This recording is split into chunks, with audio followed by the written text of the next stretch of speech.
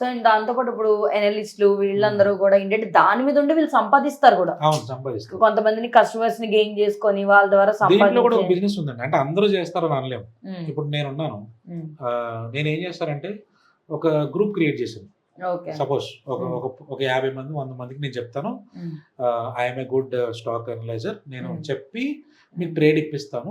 ఉమ్, జెన్యున్గా ఇచ్చే వాళ్ళు కూడా ఉన్నారు, ఓకే. ఇప్పిస్తాను అని అంటారు. ఉమ్, ఇప్పుడు మీ గ్రూప్లో 100 మంది ఉన్నారనుకుందాం. ఉమ్, నేను మీకు ఒక ట్రేడ్ చెప్పాను, కరెక్ట్గా ఇది 30 రూపాయలు దగ్గర కొనండి, ఉమ్, 35కి వెళ్తుంది అమ్మాయిండి అని అంటాను నేను. ఓకే. 30 దగ్గర కొనేవాళ్ళు 100 మందిలో చాలా సెకండ్స్లో మారిపోతుంది. అవును. 100 మందిలో చాలా తక్కువ మంది కొంటారు. ఓకే. కరెక్ట్ కొనే టైంకి స్వైప్ చేసే టైంకి 32కి వెళ్ళిపోతుంది, 31కి వెళ్ళిపోతుంది, 29కి వచ్చేస్తుంది. సో సెకండ్స్, ఫ్రాక్షన్ ఆఫ్ సెకండ్స్లో మారిపోతుంది.